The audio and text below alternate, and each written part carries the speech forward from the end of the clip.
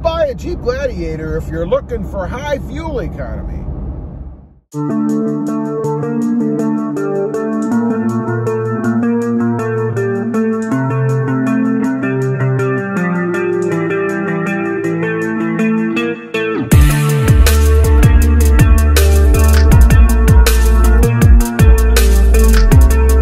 Well, good morning, everybody, and welcome back to Rob Motive JT. That's right, if you're looking for high fuel economy, don't buy a Jeep Gladiator.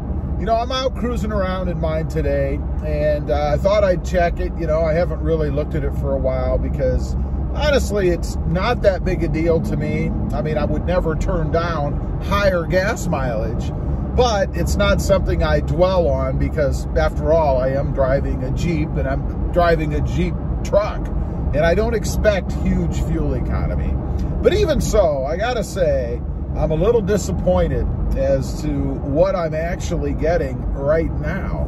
And what that is, hand calculated, is 16.1 miles per gallon. Now, I am looking for an improvement. Recently, I installed the Sprint booster on the truck. It hasn't been long enough to really make a good check, I guess, as to whether it's going to help or not. But I have noticed a fuel economy increase in my Toyota Tacoma, upwards of about 2 miles per gallon. Now, if that holds true for the Jeep Gladiator, that would put me at around 18 miles per gallon or so. Not bad for city driving, which is primarily what I do anymore, really. It's a lot of city-type driving. You know, slower speed, stuff like that, more stop and go than on the freeway. And I'm sure if I was doing more freeway driving, my gas mileage would be substantially better, or at least I would hope. So, you know, why does it get such bad gas mileage, I guess? I mean, it's rated for higher than that. I think it's rated somewhere around the, if I recall, 18, 19 mile per gallon in the city, something like that. Now, in all fairness, I do have bigger tires on the truck. I have a 285/70 R17 on here, and they're a meteor heavier tire. So, of course, that's going to make an impact. And I do believe it has, but still, I don't think it should be at 16.1 miles per gallon. That just seems awfully low to me.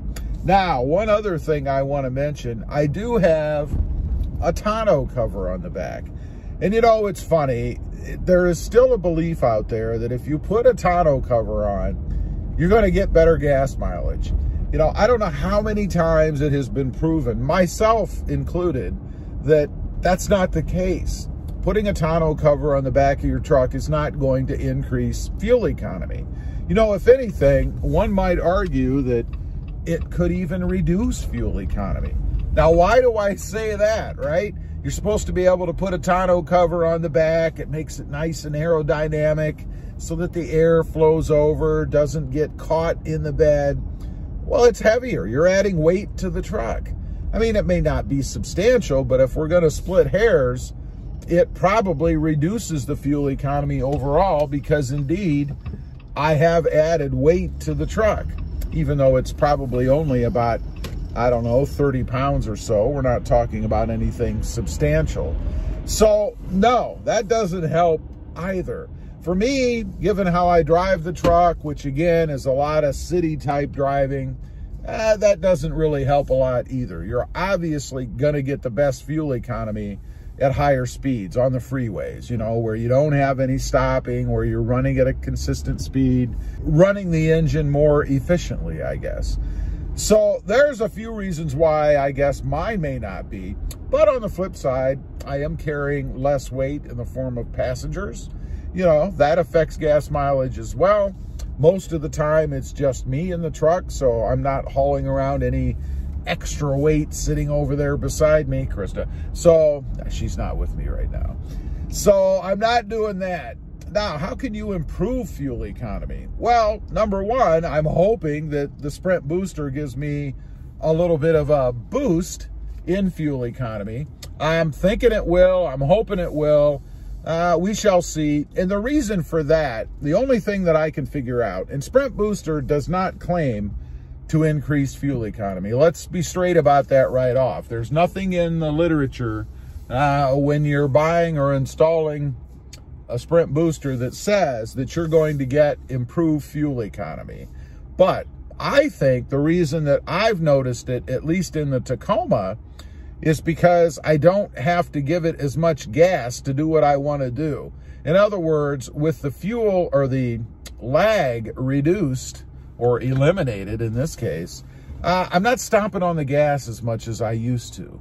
You know, I used to be that I would try to compensate for that lag, and it's kind of a subliminal thing, right? You hit the gas, it doesn't go. You're going to give it some more gas because you want it to go.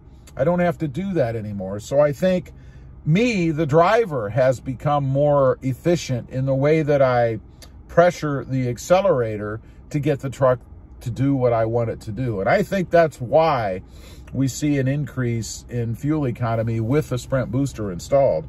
Now, of course, it could go the other way. You know, if you put that unit in your truck and you just go crazy because of the huge improvement it makes, you might drive a little bit more enthusiastically.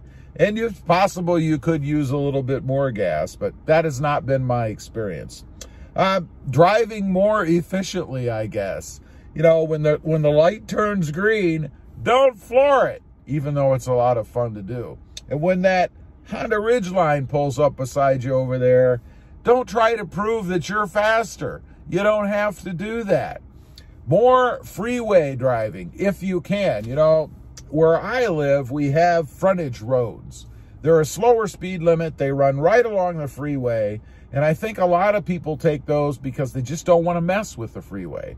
The problem is there are slower speeds and a lot of stops, because at every intersection you come up to, unlike the freeway, you have to stop. You're going to sit there. You're going to idle. You're going to hit the gas harder when you take off. I mean, just these little things that you can do to increase the fuel economy with the truck. You can avoid those situations if you can. Premium gas. You know, that's another thing that a lot of people talk about. You'll get better gas mileage if you use premium gas. Now, I haven't done any extensive testing on that, but what you really have to look at is the cost difference versus the fuel economy savings, if there is anything there indeed. Because it's going to cost more money to fill up with premium. You've got to break even and then go forward in order to claim that you're getting better fuel economy, or better bang for your buck is probably a better word. You could get better fuel economy, but if you don't offset the cost of that more expensive liquid, then does it really matter? I don't think so. Anyway, I just wanted to get on, kind of give you guys a little bit of an update. You know, if you're looking for a Jeep Gladiator and you're thinking it's going to get really great gas mileage as compared to some of the other trucks out there, it's not. You'll be disappointed, I would say. Who knows? Maybe it'll improve. My truck doesn't have a ton of miles on it yet. Some would argue it isn't even broken in because I haven't had it that long. 3,116 miles is what I'm looking at. I'd be curious to know what you're getting. Let me know. Also, real quick, if you're interested, I do have 2 additional channels. Rob Motive, all about my 2020 Toyota Tacoma, and Rob Motive FST, all about my 2021 Toyota Tundra. Talk about bad gas mileage. Check them out, and if you're interested, why not subscribe? Don't forget to click that notification bell so that you don't miss out on any upcoming videos. And do me a favor, smash that subscribe button on the way out. Thanks for watching. Stay fuel efficient out there. Bye.